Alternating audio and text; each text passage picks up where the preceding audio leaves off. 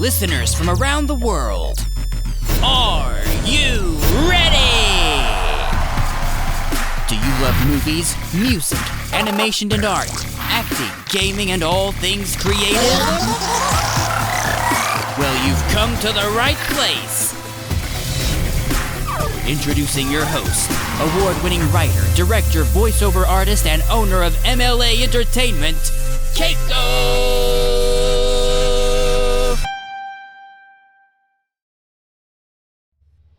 Thank you, Josh, and hi everyone, I'm Keiko. Thank you for joining me for another episode of Keiko's Diary, your favorite podcast for all things entertaining and creative. We have a party of guests today, but first, shameless plugging! Hop on over to our YouTube channel, MLA Entertainment, and check out our animated web series, Project Infinity. It's got an amazing voice cast from all over the world, a really gripping and intense story, plus hours of love and hard work have been poured into it. I wouldn't suggest it if it wasn't worthy of your time, so go take a look right now. Just do it, you'll thank me later.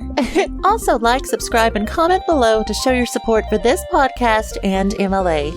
Now on with the show. If you love comics, you'll love the guests joining me today. They all work on incredible comics of their own, and they all contributed to the award-winning Creator Connection anthology published by Comic Book School, an amazing community found by Marvel Comics writer Buddy Scalera. Their passion and talent is astounding, and they're here to meet you today. Everyone, say hello to...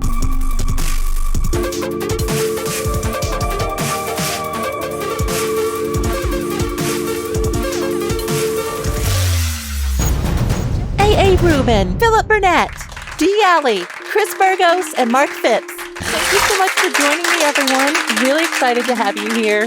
Let's see, starting with Ari, why don't you all say hello to our viewers and tell them just a quick blurb about what you do. Hi, my name is A. Rubin. It's actually Ari. It's my real initials that I go by professionally, AA. I am a writer and editor. I write everything ranging from formal rhyming poetry to comics, science fiction and fantasy to literary fiction, almost everything in between. I am also an editor with Comic Book School. This is the second anthology on which I am a co-editor. Dee Alley was the co-editor with me last year, and we brought Chris on this year as a managing editor. So I've been doing that for the last 2 years with Comic Book School as well. So exciting, and you're doing a fantastic job. What about you, Phil? Oh, well, I'm one of the contributors to Comic Book School, so hoping you guys can hear me all right. Last year, I was able to get a story done for the anthology, an 8-page, or the first 8-page challenge that we had.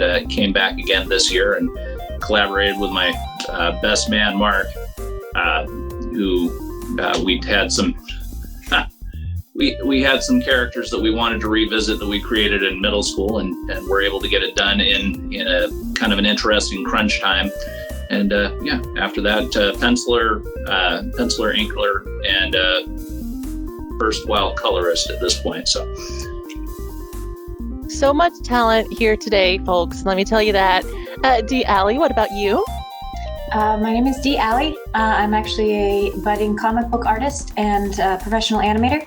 I met Buddy at 2019 Comic-Con, and we kind of created, it's mostly on his shoulders, but we kind of created the 8-page challenge, which eventually became our anthology. I became one of the managing editors along with A. Rubin, and like he said, we brought on Chris Burgos this year, and basically we were just running Comic Book School with Buddy and having a fantastic time. So. Yes, you can always tell when people are having fun. It's always so evident in the art they produce. What about you, Chris?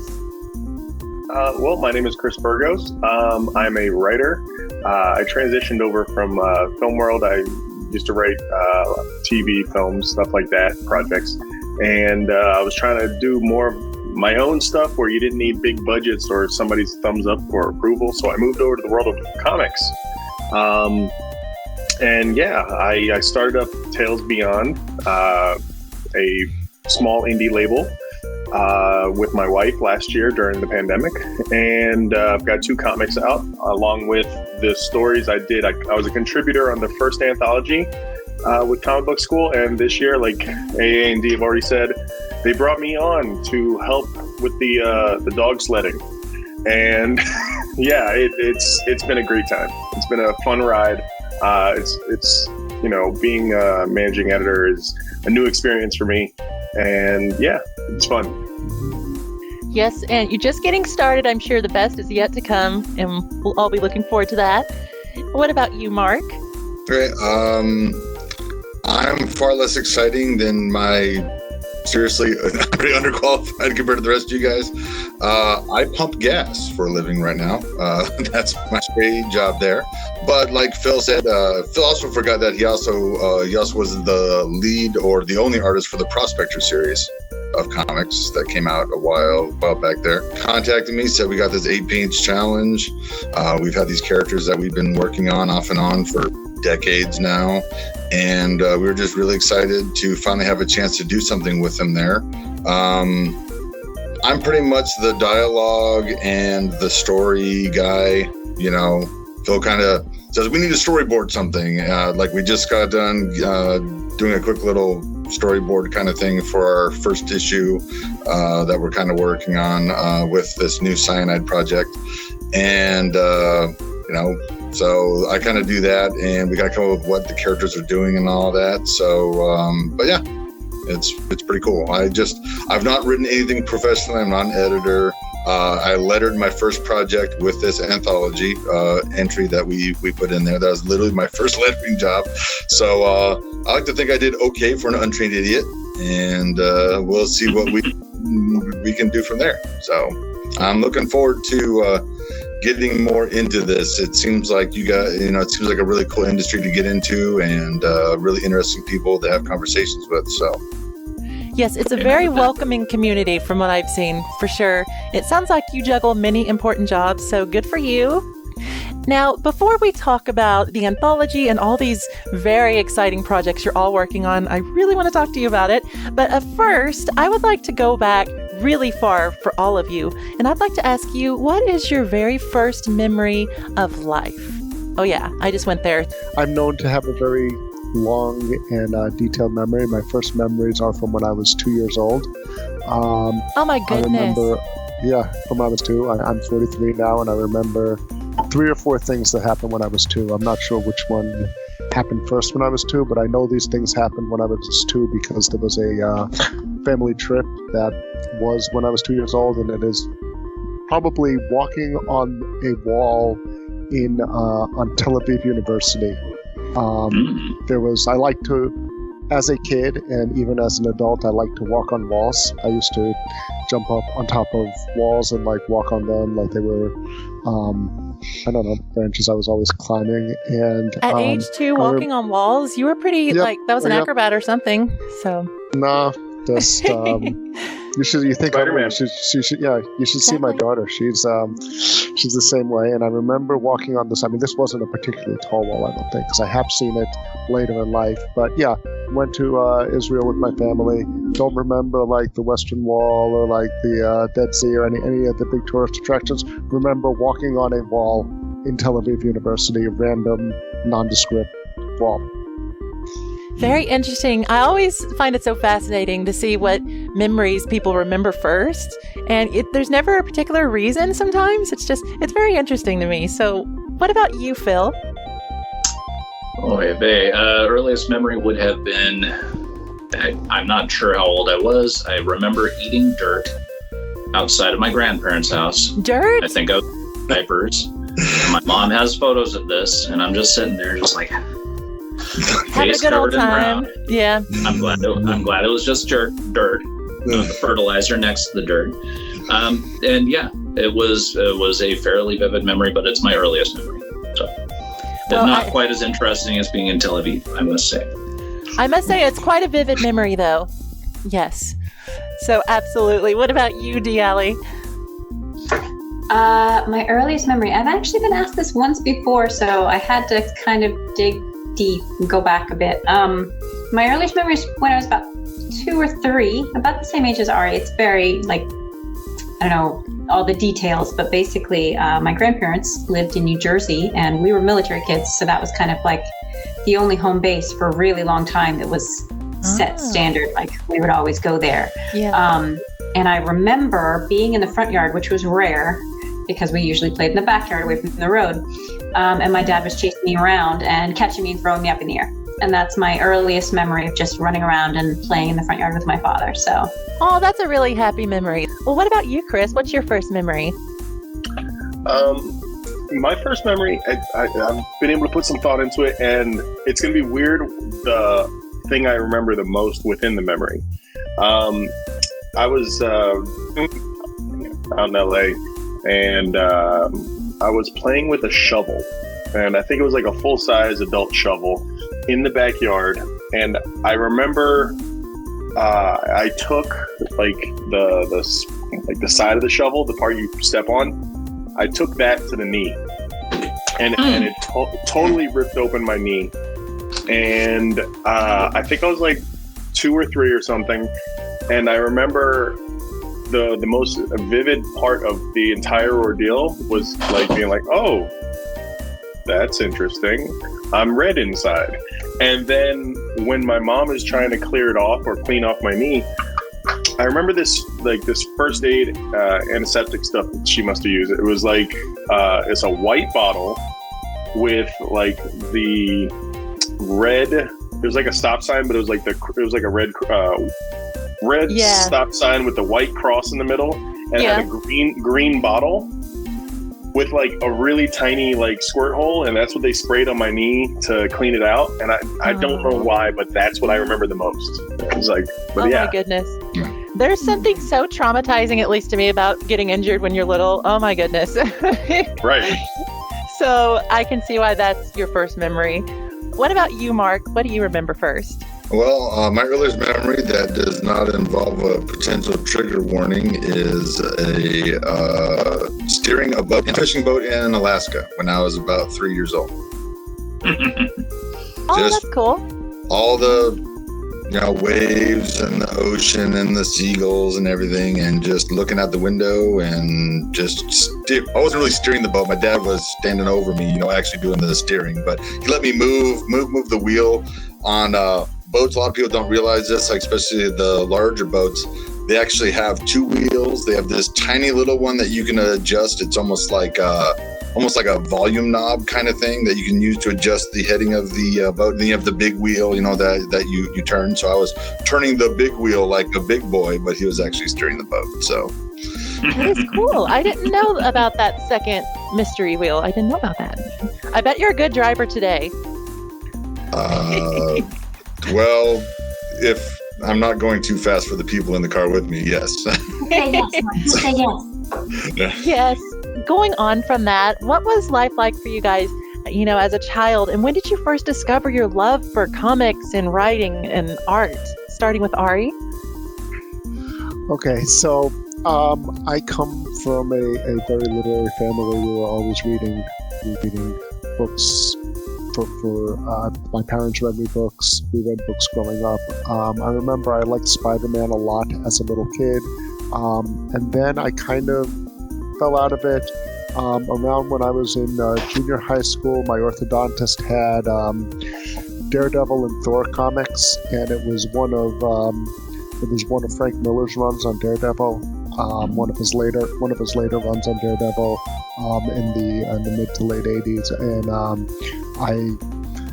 I remember those are the comics that I first remember really liking. And then again, as I got older, I kind of stopped reading them again until right after college, because towards the end of college, I had started reading Neil Gaiman again, because I had read Hitchhiker's Guide to the Galaxy, and then I had read What Do You Read After That, and they told me Good Omens by Neil Gaiman and Terry Pratchett.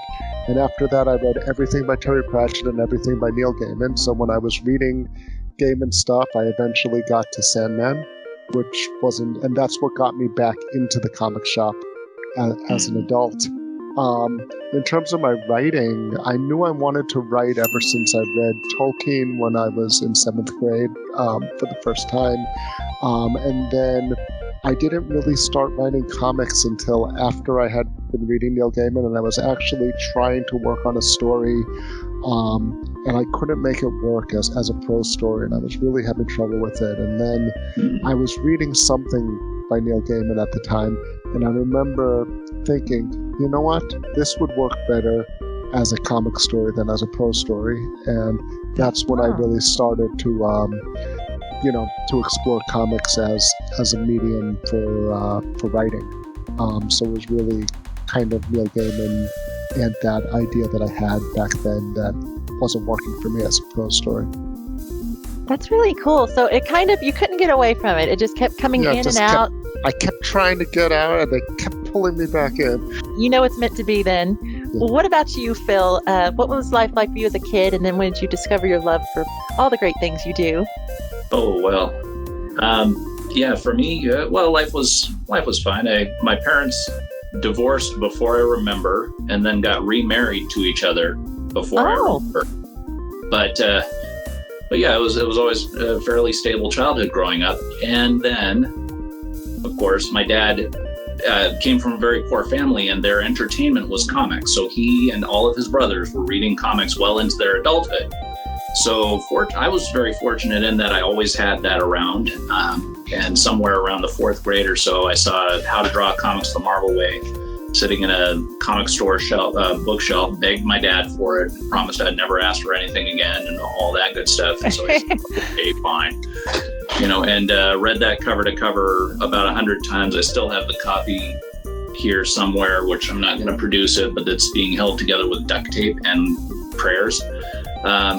And yeah, it was somewhere around the time Mark and I had met, I realized I wanted to be a cartoonist. I knew I wanted to do something like that, and as time progressed, I realized, I'm going to be a comic artist. That's hopeless. So it was just kind of a natural progression between a desire for storytelling and a desire to visually represent stuff. I actually came to comics quite late compared to everyone else. When I was growing up, there were some things that it wasn't really a strict household in the way that people think it was. It was just like there was an assumption that some things were for boys and some things were for girls. And comic books in general were for boys. My brother had comic books. I was allowed to kind of read Casper and Betty and Veronica, but Sandman, V for Vendetta, Mouse, and all the superhero comics were kind of off limits to me because they were, do you really want to do that? That's for boys. Video games are for boys. Climbing trees, all the cool stuff was for boys. So I was kind of relegated in my early life to tea parties and dresses and Barbies, which nothing wrong with that if you're into it, but I had an older brother and I wanted to do what he was doing. So it was tough for a while. But eventually it came down to, I was always drawing. My whole family is a family of storytellers, and I just ended up drawing stories. It didn't occur to me until like 2 years ago that 90% of the stuff I drew when I was a kid is cartoon or is a comic. It's all a visual storytelling. But I went into art and I went into cartooning because that was my second love, was watching cartoons and animation. So that is what I do professionally. And then I got in a slump creatively, and my cousin invited me to come to Comic-Con because I'm nerdy that way. And she said, maybe it'll inspire you to get back into your creative, things. And I met Buddy and he was like, just do 8 pages. And I was like, okay, cool. And the next thing you know, COVID happened and everything in my life was either creative and comic books or animation. So I'm way better now. That is so exciting. Really cool. Mm-hmm. What about you, Chris? Oh man, if it was a niche of any way, I was into it as a kid. My parents were like all about, or my dad, my mom not so much, but my dad definitely was like comics, anime, video games, all of it. I was into all that stuff, and I grew up on late 80s, 90s Spider-Man and X-Men. That was all my stuff. I'm definitely a Marvel brat.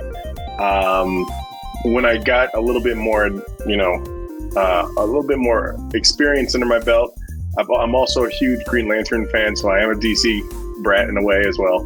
But when I was on my way to college, I remember my dad basically saying, what are you going to college for? I was like, I don't know. You just told me to get in.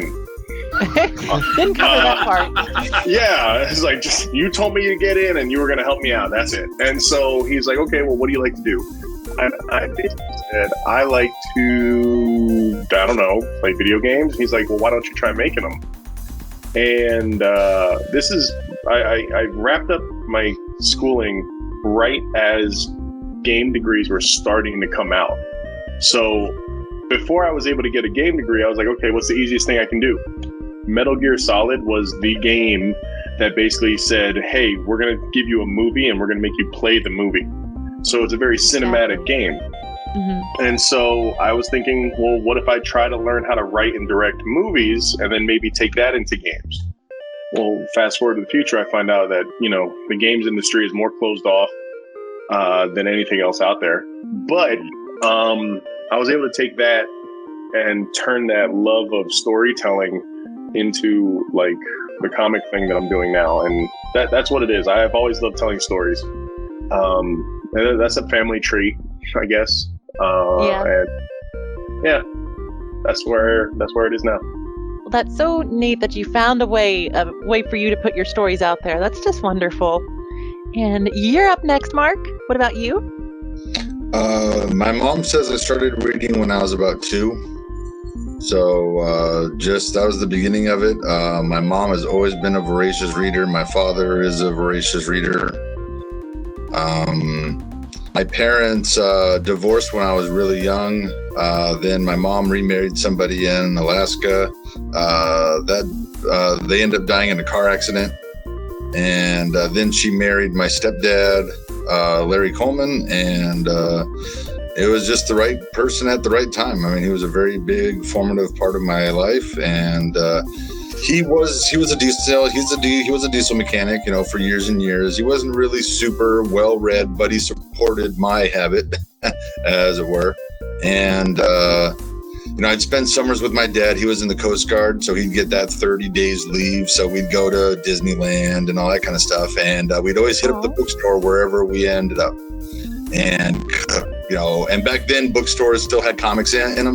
You know, they still had the little rack of comics, and you could have the little spinny rack of comics. Exactly. Yep. And when I was ever out there, I was the official change holder, you know. So whenever my dad had change, he just handed off to me. And I just have these, you know, these huge pockets full of quarters and everything. And if I saw a comic that randomly caught my attention, I would do that. But I would definitely always buy Sergeant Rock.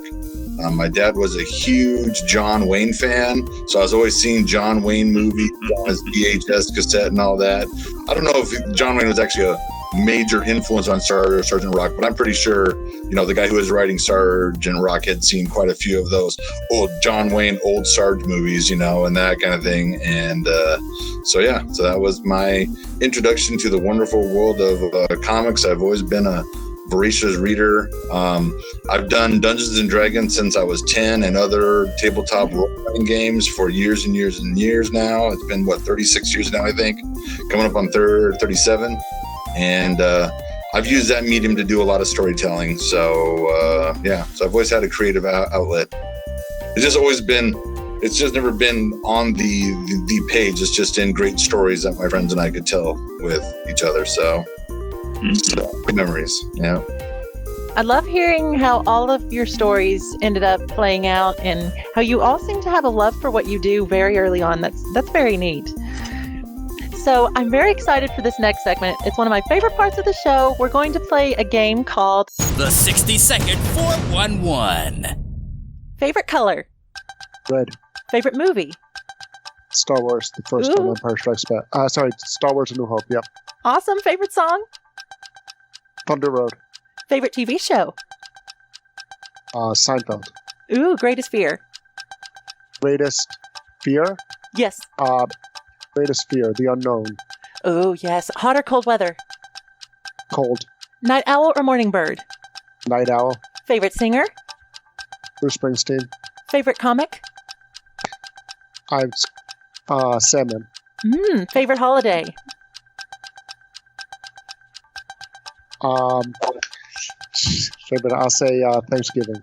Biggest pet peeve. People who are dishonest. People are dishonest, I would say. Good answer. Cats or dogs? Cats, If you had a superpower, what would it be? like Wolverine being able to heal. Favorite subject in school? It was English or history. Oh my goodness, you only had one question left, Ari. Good job. Ah. That is so good. There you go. Okay, so let's see. Phil, are you ready to be our second taker? I'm psyched. I'm pumped. All right. I think Let's that do it. you're going to do a great job. Favorite color? Blue. Favorite movie? Evil Dead 2. Favorite song? Ooh, Here I Go Again by Whitesnake. Favorite TV show? Oh, Doctor Who, the classic. Tom Greatest Baker. greatest fear? Failure. Hot or cold weather? Both. Night owl or morning bird? Kind of both. Long story. Favorite singer? Phil Collins. Favorite comic? Ooh, Concrete. Favorite holiday? Kwanzaa. Biggest pet peeve? People who lie to you. Cats or dogs? Both. If you had a superpower, what would it be? Freeze time. Ooh, cool. Favorite subject in school? Oh my goodness. Art. Yes. Not actually in the art class, but Favorite food? oh, General Tso's chicken. You did it. Oh my goodness. All 15 questions. Good job. Favorite color? Hunter Green. Favorite movie? Princess Bride. Favorite song? Claire de Lune. Ooh, favorite TV show? Stuck on that one. Let's just go with Community. It's what I'm watching now. Greatest fear? Disappointment. Hot or cold weather? Cold. Night owl or morning bird? Night Owl. Favorite singer? Patsy Cline.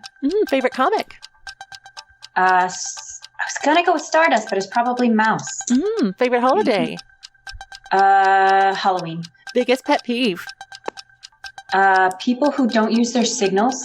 Oh yes, cats or dogs? Cats or dogs? Dogs. If you had a superpower, what would it be? Probably silencing other people. Favorite subject in school? Art and math. Favorite food? Used to be lasagna. Now it's probably hot dogs. I'm a little weird. You did it! Oh my goodness! You did it just in time. Good job. We've got such high scores. You guys are doing such a good job. Have you done this before? We've got to be quick on our feet. Exactly. I guess so. That must be it. And I'm going to be the guy that messes it up. So go ahead. You're going to nail it. Positivity. Positivity. That's right. All right. Stretch out and I'll start the timer in 3, 2, and 1. Favorite color? Any blue-green combo. Favorite movie? Aliens. Favorite song? This Is How We Do It, Montel Jordan. Favorite TV show? The Expanse. Greatest fear? Dying. Oh, yes. Hot or cold weather? Cold. Night owl or morning bird? Night Owl. Favorite singer? Prince. Favorite comic? Good answer. Spider-Man. Favorite holiday? Halloween. Biggest pet peeve? Wet feet. Cats or dogs? Dogs. If you had a superpower, what would it be? Force fields or light constructs. Cool. Favorite subject in school? Art and math. Favorite food? Spaghetti. You did it! Oh my goodness! Oh yeah. I feel Got like you're this. copying me, Chris. Stop copying me, Chris. Listen, you. Halloween's mine. Halloween's mine. Okay, I'm sorry. Who was You born can first? share. I own it. Okay, I own it. Okay. I will let you have it on occasion. Thank you. On occasion. That's Okay. love. That's love. All right, Mark, it's down to you. Do you think you can bring it home? Hopefully. Okay, let's give it a go. Starting the timer in 3, 2, and 1. Favorite color? Purple. Favorite movie? Original Total Recall. Favorite song? I Am, I Said, Neil Diamond. Favorite TV show? Person of Interest. Greatest fear? That nihilism is right. Hot or cold weather? Uh, Do you have a choice? hot. Night owl or Because morning bird? you can kill yourself you can't slip and almost kill yourself in hot weather. Night owl or morning bird? Depends on my job. Favorite singer? Probably Phil H. Anselmo. Favorite comic?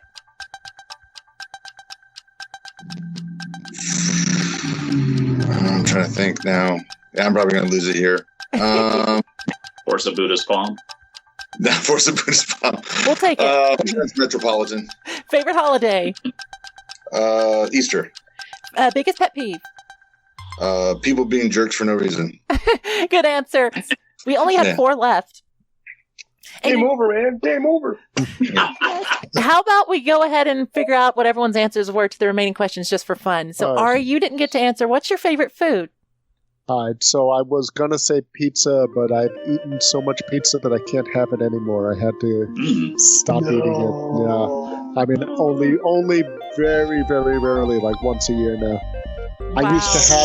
I used to have it literally every single day, which is part of the reason why I had a stent in my heart. I was the youngest person at the time to have a stent in all of Mount Sinai, so now I have it about once a year.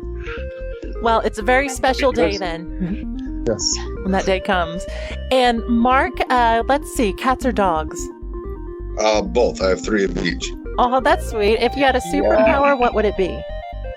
Depending on my mood, it is you are now my friend or lighting people on fire. Oh, I see.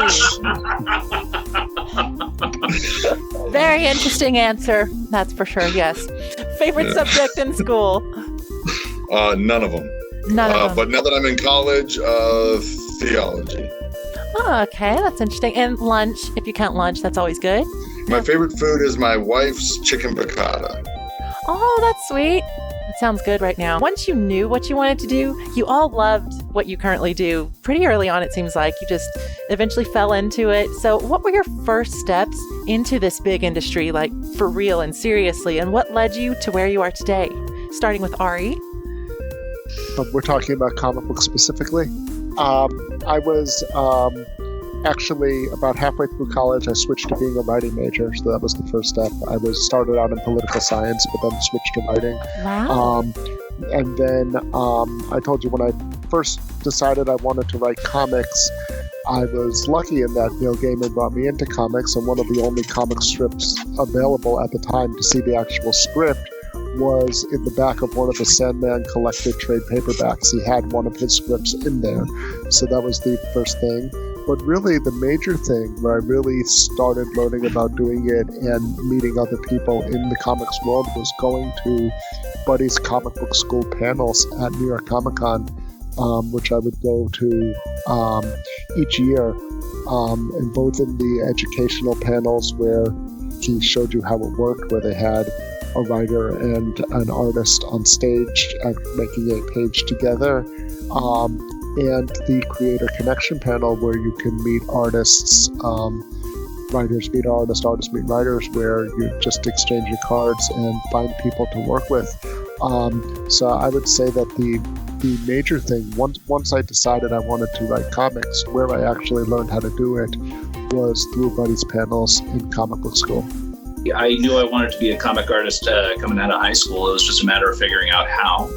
And I come from a small, a modest-sized fishing village in the Pacific Northwest, so I was without means to get around to Comic Cons, didn't really have a whole lot in the way of resources, but I found a guy that I was able to collaborate with artistically. He wanted to be an inker, I wanted to be a penciler. We worked at that for a number of years. Started working out portfolios, getting the rejections back from major publishers back when you could still send them unsolicited illustrations and whatnot. Around 2000, yeah, it was Y2K. It was my Y2K. Wound up, I had gotten married, had a kid, went through a divorce right in the middle of a portfolio that I was working on, which seems like odd timing, but it was very memorable to me. But from there, it was about a 5-year process where I finally actually was able to kind of work again and start submitting. And even though I wasn't having other publishers pick me up, I was having other people showing interest because they wanted to wanted to pay me to work on comics. A fellow found my portfolio online and asked if I could do the Prospector series. He was self-publishing. Darren Neely, he was out of Lenexa, Kansas, and so he would send me a script a year. I would work through it in my day job, and 5 issues later, we wrapped the series, and from there it was just sort of like, okay, now what do we do? And somewhere along the lines, I started getting buddies' newsletters for the comic book school, and just kind of following what was going on in the industry from there. When I heard about the 8-page challenge, it was sort of like, okay, why not just make your own stories? Then you get to own them, because, well, it's all fine and well working for somebody else on a work for hire basis. That's great and everything. You get to play with their toys, but you have to give them back. So, from there, it's been remarriage, 4 kids, and all along the ways, just trying to come up with stories, trying to produce illustrations for other people to read. And it's only within this last 2 years that it's been the full process of, from concept to finished product, starting with the 8-page challenge and then carrying on with the second anthology here. So that's kind of where we're at right now. We all kind of have similar stories. So I knew that I wanted to be in art coming up through high school. I was right before the internet became a source of information that you could get, and it was accurate, and you could find out what you needed, starting out on Netscape and AOL chat in college. So I tried to go to animation school, and unfortunately, either due to money or it was too far away or whatever, happened, I ended up going to a rather small college that only had about 6 people in my art class. And we did graphic design. We got a 3D program on a PC computer that was like, the biggest thing ever. And so I went into sort of web graphics and that kind of thing. But because I was at such a small school, they had no jobs. They were like, well, we hired somebody to 7-Eleven once. And I was like, okay, I'm on my own.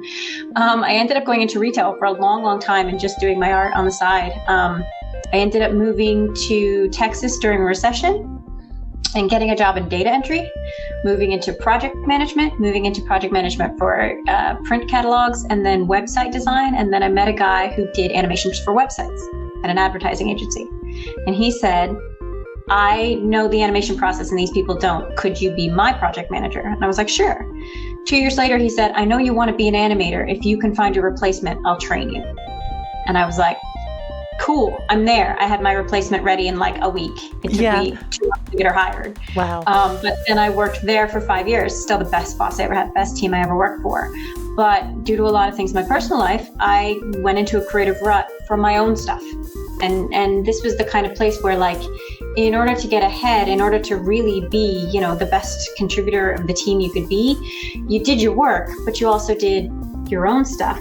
That's how you grew and learned and figured out where you wanted to be. And I couldn't seem to do that. So like I mentioned before, I ended up going to Comic-Con, meeting Buddy, and he was like, it doesn't have to be good enough. It just has to be done. Exactly. Which is something I had never really heard before. Like the adage of like, if you make one pot and you try and make it perfect, it'll never be good enough. But if you make 10,000 pots over time, you'll learn more than just try and make one pot. So just keep working and keep getting it done and move on to the next thing. You learn more by all of the quantities of things that you do rather than just one. And so we started the 8-page challenge. And I ended up contributing a lot and helping a lot with the graphic design and that kind of thing. Became an editor, and that's where we are now. We're finishing up our second anthology, which will be produced and published digitally for New York Comic Con 2021. So exciting. It's really neat how Buddy has brought so many talented people together and really given them a great space to create. He loves to help people. I don't think that he had a lot of resources when he was starting out. Yeah. And so he wants to be that for the next generation of creators. He wants to be like, you might be 12, you might be 40, but if you want to tell a story, I'm going to try and give you as many tools to tell your story the way you want to tell it, and you own it. That's something that he never had. And we all kind of benefit from that because, Buddy's just that kind of guy. That is just wonderful and such very wise words right there. It's finished is better than perfect. That is very true. So what about you, Chris? Could you tell us a little bit more about your first serious steps into the industry? My first serious steps, well, I was, like I said, at the time I was doing a bunch of film scripts, and I had a bunch of intellectual properties for film and TV that I had put together and all. And I wasn't taking any, I wasn't going anywhere. It's like, it's who you know, and you can't really submit a random script to Netflix or, at the time, Warner Brothers or something. It's like, you got to know somebody. So, around like 2008, I want to say, one of the guys I met on a set as like just a production assistant, he basically brought me into Comic-Con as like just to help him and his boss sell comics. And from there it turned into like, I haven't missed Comic-Con since. I think I missed it 1 year, and I was going as a fan. It was like fan. And then I realized, oh, they've got professional panels or learning panels, educational panels and stuff like that. And I was like, I've got these IPs. Why can't I just maybe look into putting them into comics?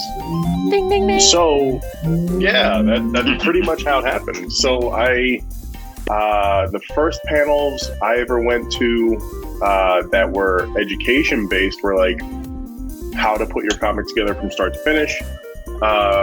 In that same year, it was the legal panel where it's like, these are some of the legal stuff you got to know as a creator. And then the third panel was Buddy's Creator Connections panel, which is pretty much just speed dating for creatives. And like, he would literally have everyone, like, if you're a writer, you're on this side of the room. If you're an artist or any kind of like inker, colorist, whatever, you're on this side of the room. And then for like, I think it was at the time, it was like an hour and a half, almost 2 hours, where he would just say, go. And it was like two armies of people just going at it. And you would just see everyone's like speed dating, like, give me your card, let's swap info. And then I hooked up with somebody. We made a small project together. And since then, I've been actively just a lot more. I had to build confidence in how to talk to somebody on a more, business basis. And I've also had to learn how to talk to people and say, hey, I've got this. Can you help me create it? So those were kind of pretty much my first steps, was those panels. And there was one other thing that kind of really kicked me in the tail to get me going with it. And it was a friend of a friend was like, I've got this artist who works at, or who has done heavy metal before, and I'm willing to bet he could help you out. So he actually drew a chapter of one of my comics, Teddy's, and yeah, his artwork came out great, and I fell in love with it. I figured out the process a little bit, and yeah, it's been nothing but love since. Yeah. So. I love how art just brings all sorts of people together. That's the best thing about it.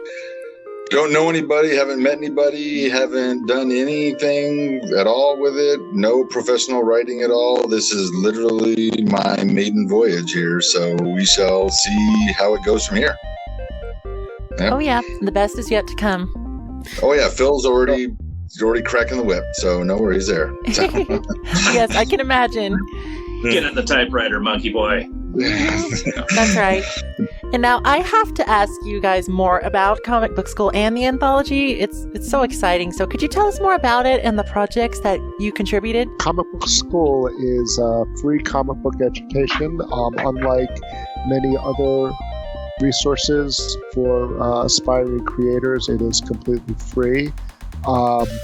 And I think that's important. It also focuses on, as Chris was saying, both the craft and business of making comics.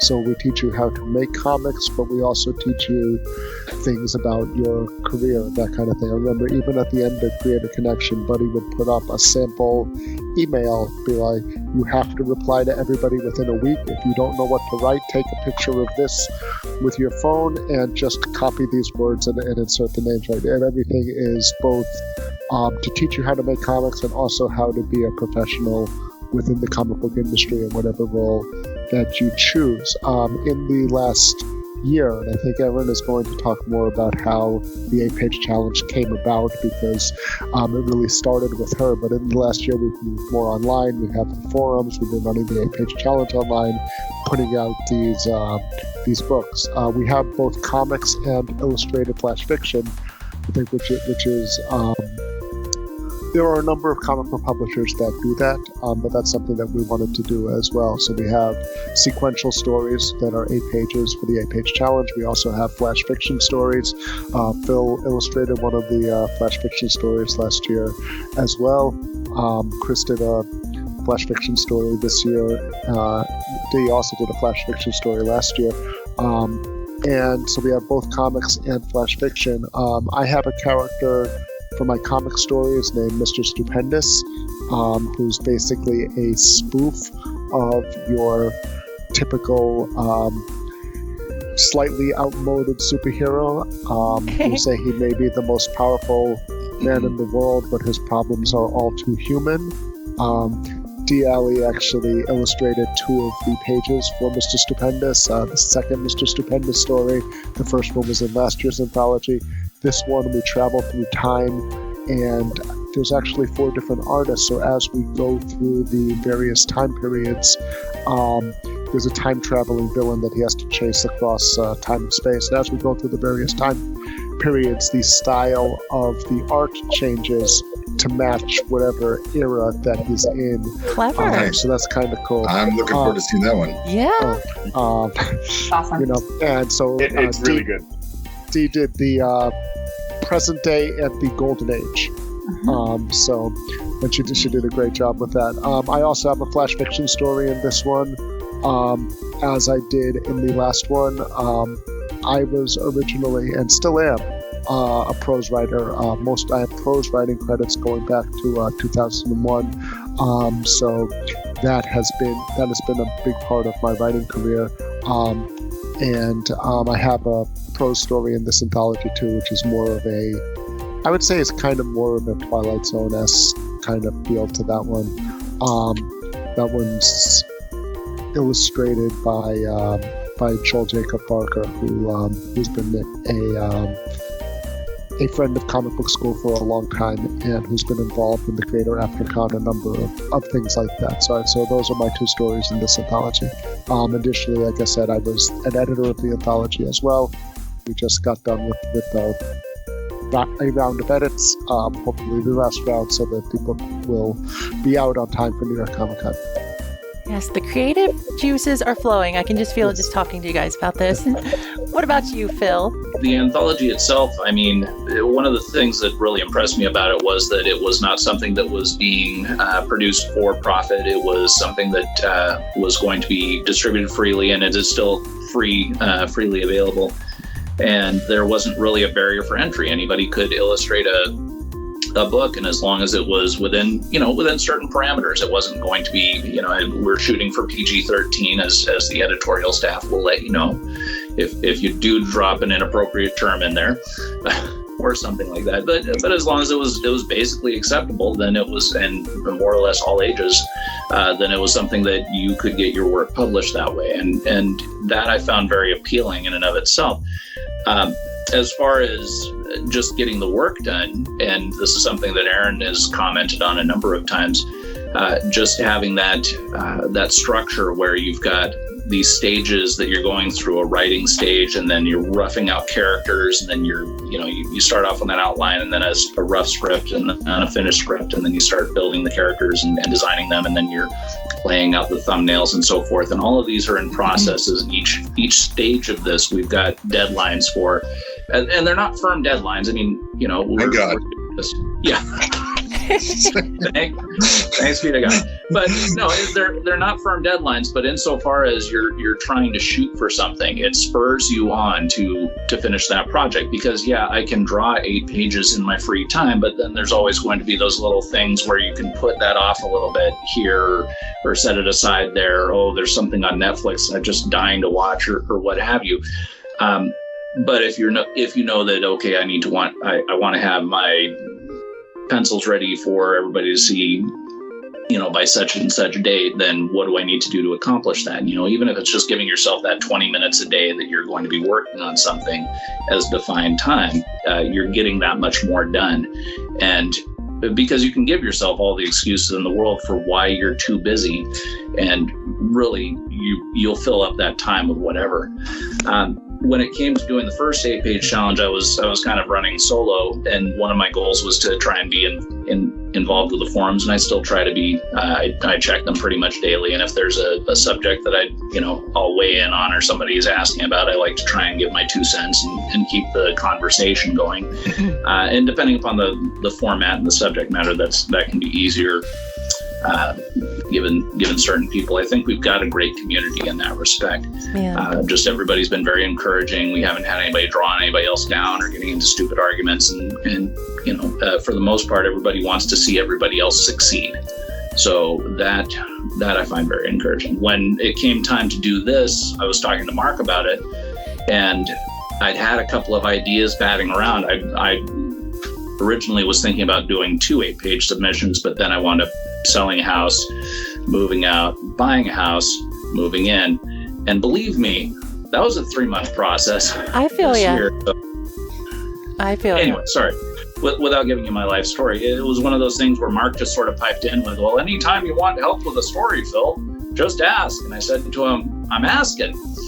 So he we worked out kind of a basic outline, and then he sat down and wrote everything out, and then we kind of batted stuff around as to what kind of story we'd like to do and what we needed to condense it down to, because we were hoping for more than 8 pages, but as it stood, 8 pages was what we were going to have, and as Mark put it, it was going to be all killer, no filler.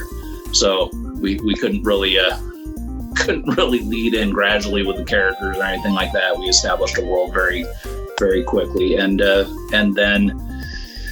then my wife had heart conditions. We wound up both moving, and so at the very end of what should have been the deadline, I had about 5 days left to put everything in. I asked Erin about what our maximum deadline was. She gave me a deadline. I'm like, there's no way that's happening, but I'm gonna finish it anyways. And so we did, and Mark and I sat down and we worked out the dialogue and everything else, and then we submitted it, and you guys gave us our editorial feedback, which helped make the overall story that much better, I felt.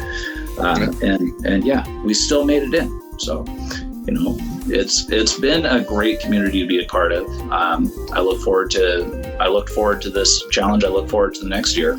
And in the meantime, Mark and I are discussing basically how to take the characters that we've been developing for most of our adult lives. Yeah, decades. I mean, literally, we came up with these characters when we were in middle school, and just revisiting them, it's sort of like we already knew who they were. We already knew their characteristics and how do we wish to update them and so forth. But yeah, taking that and turning it into a broader story over time. Not just apart from, but moving alongside of, and essentially using the comic book school resources as a way to springboard all of us. What was it Buddy says, if you want to get there fast, go by yourself. If you want to get further, go with a group. Go together. So Comic Book School is a community first and foremost, but it was started by Buddy Scalera as a resource for creatives. It's a website, it's a newsletter, it's going to cons. He's been not only to New York Comic Con, that's kind of his hub, but also, cons in Chicago and cons in Florida and cons in, San Diego Comic Con. He's been a couple times. And he reaches out to creators because when he was starting out, it was a very similar to film and games. It was a very who you know. If you were in a place like New York or LA or, maybe even, Chicago, you could get to certain resources because that's where they were a hub. That's where they were. And with the invention of the internet, it was reaching out to people and figuring out who was telling the truth and who was just taking your money. Right. But he doesn't take your money. He just gives it to you for free. And he's the kind of guy that wants to reach out. He wants you to succeed, which is one of the reasons that all the resources are free. It's one of the reasons he sends out the newsletter. It's one of the reasons that we all connected with him when we met him, or, we connected with each other online because he fosters that sort of community feel and helping each other. And then on top of that, when I met him, because I was, like I said, in a creative rut, he just kind of said, you're thinking about it too hard. Like, if you really want to do this, you will find a way to do it. If you really want to create and be a creative person, if CSI Miami is always more important than your creative endeavors, maybe you don't want to do it as much as you thought you did. But if you really make the time, if you carve that 20 minutes out every day, if you say, okay, after work, after picking up the kid from school, whatever, you want to do these creative endeavors, here's this resource to help you do it.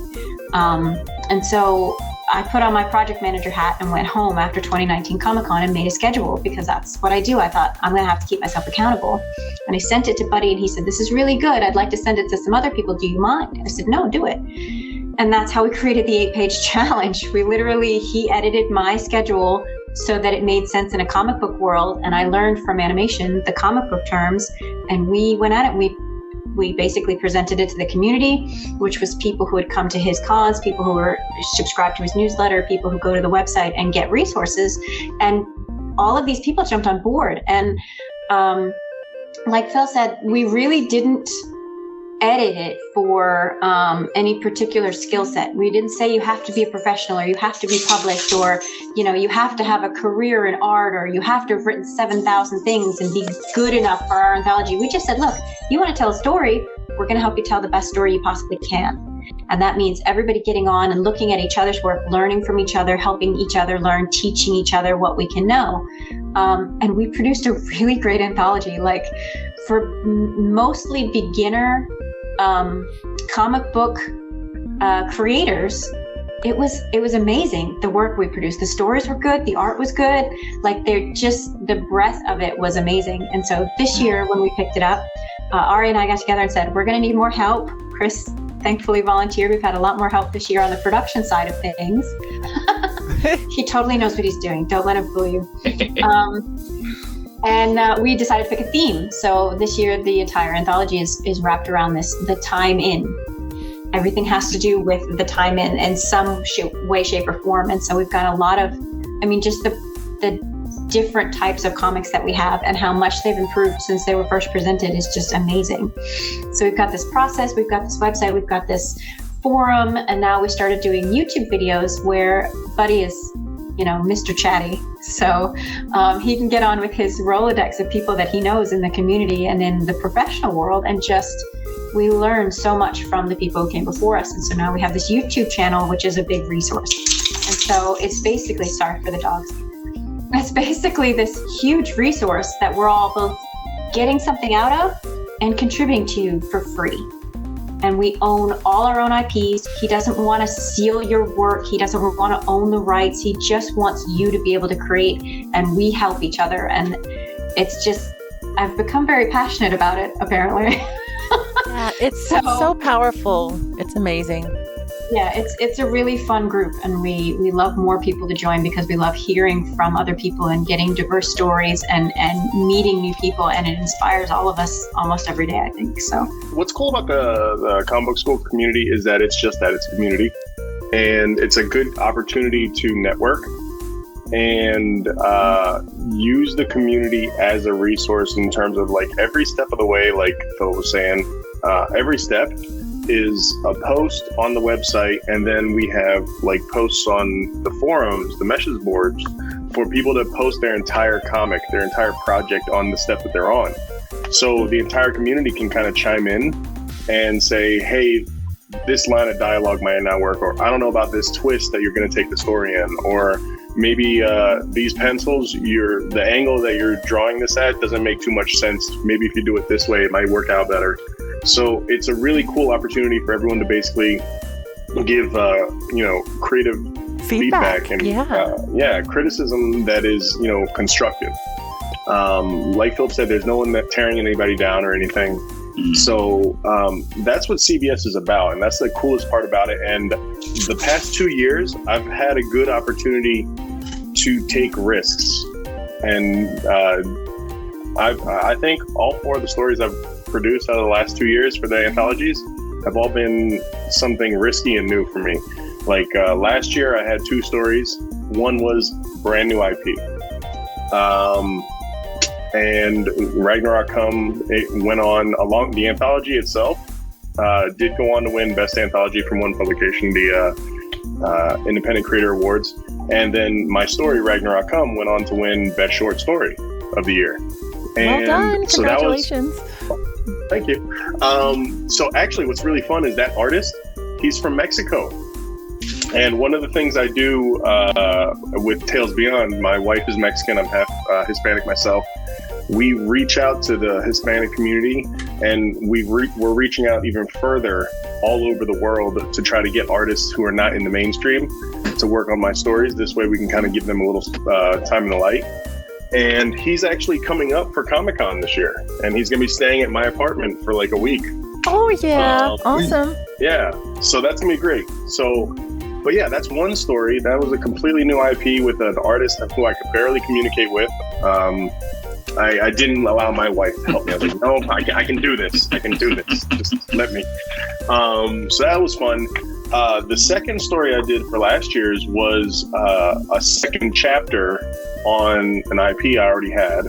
That comic that was drawn for me a couple years ago from the heavy metal artist. This was chapter 2, working with a new artist. So it was my first time working with a new artist on an IP that I already had developed. This year was my first time ever writing prose. So I'm doing flash fiction, and I found an amazing artist from Argentina to help me out with the art for that. By the way, Jock, guys, if you ever want to use him. He got everything done in pencils, colors, inks, colors, all of it. I was like, oh my God. Oh my goodness.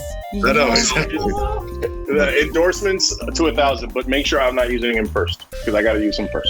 So once Chris is done with you, can you do this for me? Right. So I fully endorse his art. His art is so amazing, and he's really quick, really professional. And then the fourth story, which is the second story for this anthology, is one of my film scripts, my old IPs that I finally found an artist for to kind of help me flesh it out. So yeah, like within 2 years and 4 different stories, I'm working on all sorts of different angles on how to tell stories, and different, like, the thought processes are all different. It's like some of them I had to start from scratch. Some I had to go back to my old notes. Some are from old scripts from like 10 years ago. So Comic Book School has given me a really stellar opportunity for that. And I really thank them for it. And I thank them for bringing me on board this year to be, the managing editor and all with them, because it's been really awesome. Yeah, it really keeps your skills sharp, it sounds like. Yeah, definitely. Anything you'd like to add to that, Mark? I'm just super excited to finally have a chance to put these characters that Phil and I have been rambling about for literally decades, to finally get a chance to get them on paper. It's really nice to be able to share it with people other than our friends. Like, oh, that's so cool. Because, when you're in high school and you got Phil sketching stuff and all that stuff, I was there during the whole process. I was there when Phil figured out feet. I was there when the mystery of hands was unlocked, so it was really cool. It's just been really fantastic to watch Phil grow as an artist over these many years. And, we've stayed super good friends this whole time. And it's just been an absolute blessing for me to be able to work on this project with him there. And just to show that see that people are interested in our stuff, Of course, now Phil and I are kind of kicking ourselves, going like, "Man, why didn't we do this years ago?" It's like, I don't know, life. So just came up. So just super exciting times. I'm looking forward to when Chris has his comic book empire fully built. Hopefully he'll have something on the side for us to publish our stuff. And so it's just been a really exciting thing, and working with everybody who's been editorial process. I will say that the editorial process in comic books was a little frustrating, mostly because I'm just not used to how the art world works. I got feedback like, it needs to be bigger, and I'm like, okay, how much bigger? That kind of thing. But once we kind of caught that and Phil kind of explained it to me, I'm like, oh, okay, I got you. It's like, you're the artist, you're supposed to figure it out. I'm like, oh, okay. So I'm coming from I worked for a very big insurance company for 7.5 years prior to moving to Domainier. So, and I was part of the process there. So they are very done this way. Here's our process. Though they will direct you to what needs to happen. So having creative thing to have us kind of figure out was kind of confusing at first. And I was like, no, you just have to shift gears. You aren't working for a giant monolithic corporation anymore. There's more creative. So Phil kind of guided me through that process. So it was really nice. Yeah. And don't even get me started on the mystery of hands and feet. That is the bane of many artists, I must say. I do just want to pay our editorial staff a huge compliment. You guys have been phenomenal. Thank you for all the hard work that you guys put in. Let's give them a hand. Oh, stop it. Oh. No, there's some high caliber talent there, and you guys have put in a lot of work. So thank you for everything that you do. Well, as you all know, creating and writing, just whatever you do, it takes a lot of time and dedication. So I'm curious, how do you all balance your family and personal life with your work in art? So starting with Ari. It is mostly, you asked if I was a night owl, it is mostly late at night. After the kids go to bed, from basically 11 or 12 on, that's when I get to work on my writing, and it's a matter of like figuring out what you can do and how you can balance it, and figuring out even if there are days when you can't do things, like when my son decides he can't, when he decides that his new bedtime is midnight, like he did at one point during the pandemic when everyone's schedule was off, then, what can you do? Like, I might not be able to sit down and concentrate and write when he's up and I'm putting him to sleep and I only have one hand and I don't know. But there's really no reason that I can't send off a submission to a literary magazine or something of something that I've already written. So to figure out how to be efficient that way and what you can do at various points around your other responsibilities to at least be somewhat productive. Yeah, you learn to be very flexible. I'm fortunate enough that, I was working a 60-hour-a-week job when I was doing The Prospector. And so it takes me about 10 hours to illustrate a page, soup to nuts. And it would take me about a week to illustrate each page. Over time, my wife just kind of got used to, okay, he's drawing a comic again. So I'll get dinner, or we'll order pizza or whatever. Don't worry about it, So she's been actually very, very supportive in that regard. She's not always super enthusiastic when I'm drawing a comic again, but she is very, very encouraging as far as that went. When I told her that I was going to be doing something with Mark, she said, "No, you just have to do this. It's not even an option." It still falls into the category of you still have your work life. I'm fortunate that I'm able to work from home, especially post-COVID, for my day job. So a lot of times it's just a matter of carving out that specific time in the given day where it's like, okay, I don't have an appointment here. I don't have to answer somebody's questions here. So it's usually after hours stuff where you're staying up a little bit later and getting the last couple of details on a panel done or something like that. And yeah, the rest of it is just having that super support behind me who knows how she's going to manage in my absence. And sometimes it's, as she puts it, sometimes I hope you go someplace so that I can miss you. So anyway. Actually, I have kind of an interesting situation post-COVID. Prior to this, like I said, I've been a project manager. My day job is animation. We had some interesting things happen at my company, and I took an option to get laid off in January. So while I was working from home animation, I was doing sort of all the comic book things, in between the Zooms, everything. But since I'm still relatively new to comics, I'm just kind of fitting it in around getting work as a freelancer. I am I guess 5 years post-divorce, no kids, 2 dogs, happily, they get walked 3 times a day, living in this nice little condo community near the beach in North Carolina. So I kind of make my own schedule, which is nice because I can work around things. But life happens. We had a flood this year. We had a lot of different moving issues. We had all of the quarantine and everything everybody dealt with. But I don't really have an immediate family in the way that I have kids to pick up or that I have a spouse to cook dinner for. So if I decide to have soup and toast at 3 a.m. nobody's really gonna bother me about it. So yeah, that's awesome. Those things, like, it's good because I make my own schedule, but it's bad because it means I don't have a schedule. So it's just, it kind of works out. Well, it allows for plenty of time to do what you love, and nothing beats fur babies, I must say. That's nothing. I am in my day life, I am a MMA instructor in Manhattan. And it's one of those things where I go to work, teach my classes, get exhausted, come back home, and I have an amazing wife who I've been married to now a year, who basically kind of pushed me into the comics thing. She's like, okay, you're good at it. I want to stay at home and do nothing but stay at home, so we need you to go make those comics. So that's literally how it's been. It's like, so I get home at night and it's I'm either writing or I'm watching a movie or something with her. But yeah, she's been an amazing force in my life as far as kicking my tail into gear, because when you don't have a set schedule or something, you can easily sit back and just like take your time, and if it gets done, it gets done. If not, I'll get it done tomorrow.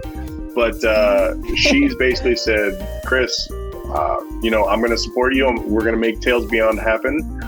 But you got to put in your work to make sure that it, works. And yeah, that little kick in the booty is what keeps us, afloat, because I'm constantly getting pushed. I'm constantly getting driven to get good, writing done and everything. And it's also just a great support just to have, because she does have my back 100% of the way. If I'm looking at an artist and I'm like, do I want to work with them? And she's like, think about, how long it takes them to do that page, or because, you talk to artists before you start working with them. And she'll be right there with me making creative decisions, or at least, editorial decisions as far as like, how much to spend up for an artist or something like that.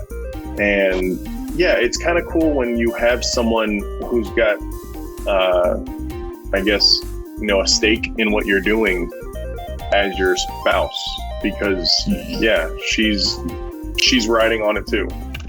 And I'm like, okay, we're going to get it done. No need. If I ever have to, like, if she plans something like, oh, we're going out to a friend's house because we haven't seen them in like, 6 months. Baby, I've got a comic to finish. She's like, okay, you do that. I didn't want to go out. Didn't want to go out at all. But I got a comic to write. Yeah. So yes. So it works. It works. Yeah. Sounds like another great team. That doesn't get better than that. Mm-hmm. What about you, Mark? Same kind of thing. I go and I fuel trucks for 9 hours, and then I come home and I'm an absolute wreck, and hop in the shower, and then the kids come home from school, and deal with that until they go to bed around 8, 9 o'clock. Basically, just like you guys say, you have time for it, and you create that time, it happens. As far as the support goes, my lovely wife has been 100% supportive. When I told her I was going to do the anthology and I was going to write a comic, her hope was, it's about dang, but she didn't say dang time. And, yeah. So she's 100% behind me. She's doing grad school right now.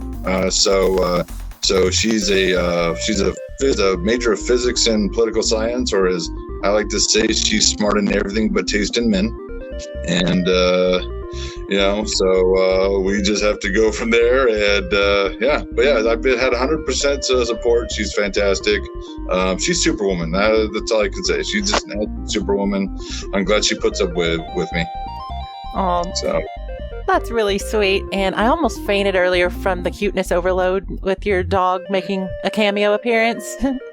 D. Allie, that was. She always likes to peek in every once in a while, just to make sure you know who's making all that noise in the background. Yeah, we'll have to have him or her answer some questions soon. Oh, she would too. Yeah. Totally. Oh, yeah. I'd like us to play one more fun game. Truth or dare? Ari, truth or dare? I will go with truth. All right. What is something surprising that no one knows about you? Something that no one knows about me. Mm-hmm. I've known my wife since we were both 17. So there are very few things, at least she doesn't know about me. I have probably almost died more than most people. Three or four different times in my life, actually. What? This. I've had an anaphylactic allergic reaction when I was 13. I was mugged at Razor Point around the same time. Oh my gosh. Box cutter, the neck. I had the heart thing that I spoke about before. So yeah, if I was a cat, I'm like halfway through, So there's something that I don't think many people know about me. Wow. Well, I'm sure that you could apply some of that as inspiration for your writing. Yeah, well, no, I say, like, everybody's it's going to really focus you, like, when you have that near-death experience. Like, it happens so many times, you're like, you know what? There must be a purpose for me, and if I don't accomplish it, I'll live forever. So, it could go the other way, too. Oh, I see what you did there. Yeah. Mm-hmm. Very clever. Phil, truth or dare? I am afraid of the dare, so I will take the truth. Okay. What is the most embarrassing thing you've ever done? Oh my goodness. Like today? All time. Lifetime. Oh my goodness. Mark, can you think of anything? Yes, I certainly can. He showed up about half an hour at my wedding. Oh, is that right? So all the guests are just going, where is he? I said, well, the dude with the ring is currently, and his excuse was he was attacked by ninjas. Are you kidding? So he had to fight them off to protect the ring. Hey, it happens. It happens. I'm glad I asked. No, that's pretty good. Yeah. No, I did actually lose my wife's wedding ring on our wedding day. And it was one of those. I just put it someplace where I would not forget it. And it didn't get lost technically, but didn't get remembered either. So yeah, we winged it with the priest. But yeah, I'd totally forgotten about that, Mark. I'm so sorry. Okay. Yeah, that was pretty embarrassing. It's all good, man. It's all good. All right. It all worked out in the end. So that's true. Yeah, you can't help it when ninjas attack. So, and D. Allie, truth or dare? I'm kind of interested in what the dare would be, but I'll pick truth just because of the theme. So, now this is pretty hard for someone that is into comics and such, but what is your least favorite comic? Oh gosh, what is my least favorite comic? Surprisingly, I have one, and this is just a random thing. As a military kid, I've kind of lived all over. One of the places we lived was called Hampton Roads. It's near Norfolk, Virginia Beach area. Oh. And we went to sort of the reopening of the Hampton Roads port. It was like, a city project where they revamped the whole area, and they had parks, and they had this big fair day.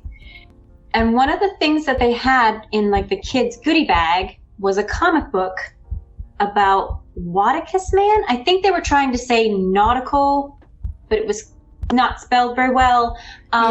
It was the worst comic I've ever read. The artwork wasn't bad, but it was sort of like, we're going to protect our oceans, and this is Wadicus Man. And I was like, why didn't you go with Nautical Man? Oh, but the whole thing was written as propaganda for a 7 to 10 range of like how to keep the waters clean, and this was our cleanup project from the city, and whoever wrote it was a PR disaster.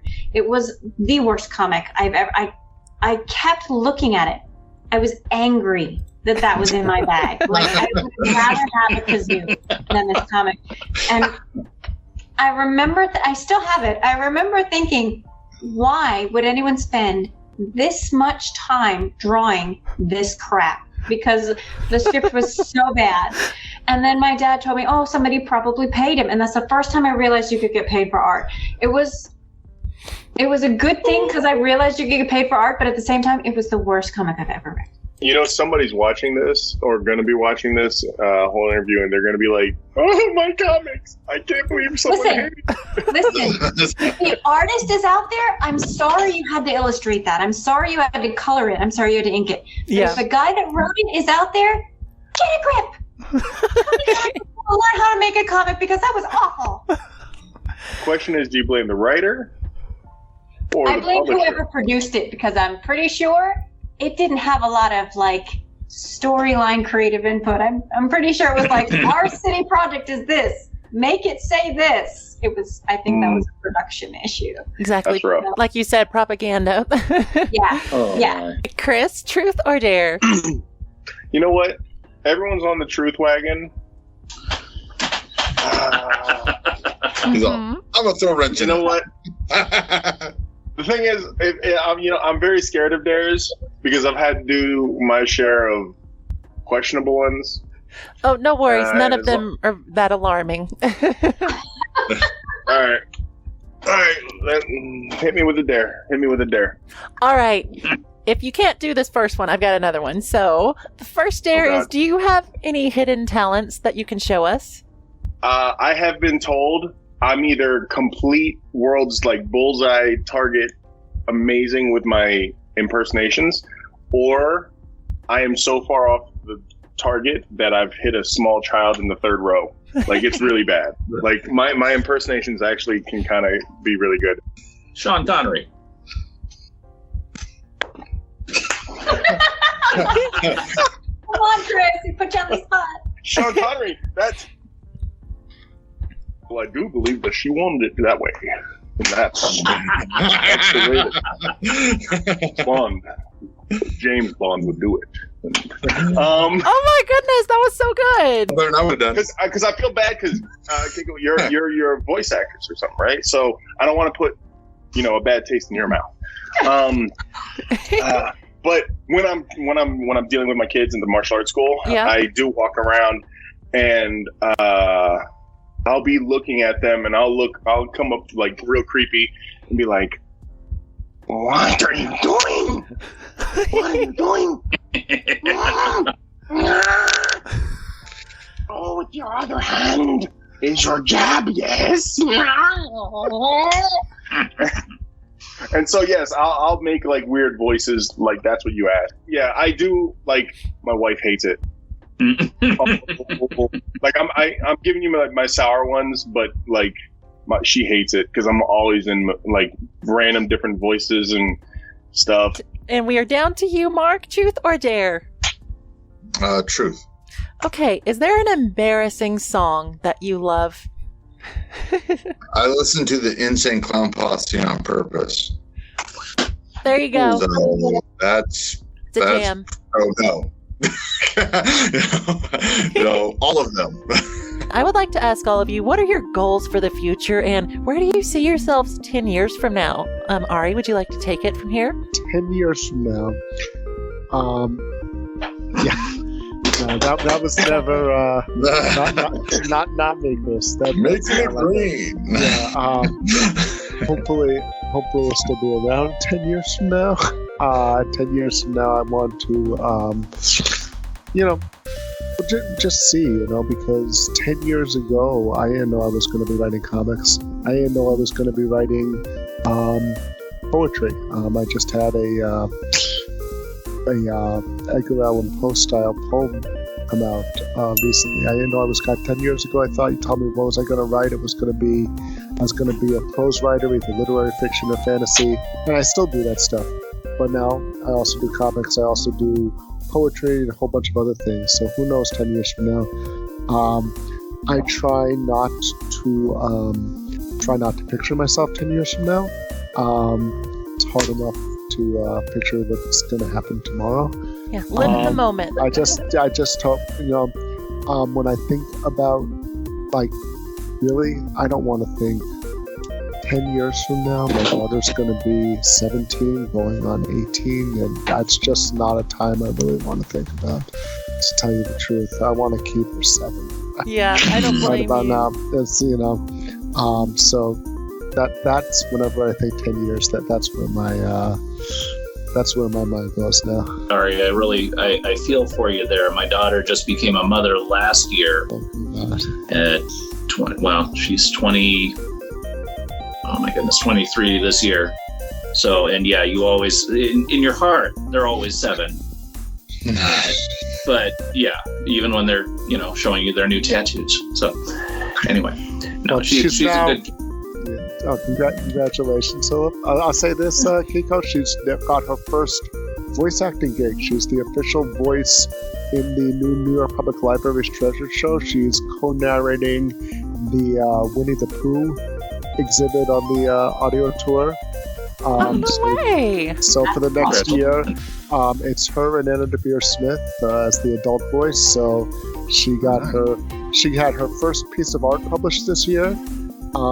She had her first voice acting thing this year. Send her my very big congratulations. 10 years from now, I have no idea. A lot can happen in 1 year, and 10 years from now, I will be somewhere in my 50s. And so trying to guess, well, I guess it's not really guessing, it's determination. You do get to pick the direction you want to aim at. If I could wave a magic wand and have everything I wanted, I would have, well, at this point, 10 years from now, gotten a successful self-publishing run on the story that Mark and I are starting right now. And once that's done, that can be in print forever. 10 years from now, I would like my wife to be healthy and happy. I would like my kids to be settled in their lives and hopefully moving forward with where they're going. I'd like to be in the house that I'd like to be in retirement, hopefully 10 years from now. And yeah, I would definitely like to be on the path that I would like to be on for retirement, not necessarily just the path that or the trajectory that people tend to fall into. So 10 years from now. I agree with the guys. 10 years is a long time. My last 10 years were pretty crazy. I'm a military kid, so I've never really lived anywhere for more than 4 or 5 years, with the exception of the last 10 years I lived in Texas. So I don't really know where I'll end up. I rarely go back to a place I've ever been before.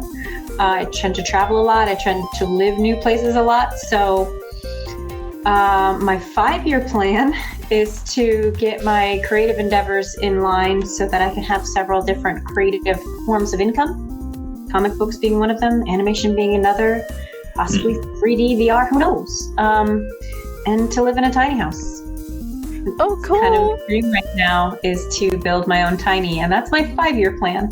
So if I can finance the crap out of that in the next 2 or 3 years and then build it 5 years from now, that's where I'll be. 10 years, I couldn't tell you. On top of the world. Booyah. That's it. End of story. Yeah, that's it. I'm going to have a family. I'm going to be successful with my comics, and I'm going to take Tales Beyond. And I'm not trying to sound cocky. I'm trying to sound positive, because there's a huge difference, because you're never going to get there without that mentality. It's simple as that. I tend to think that the most successful people always have that, I can do it attitude.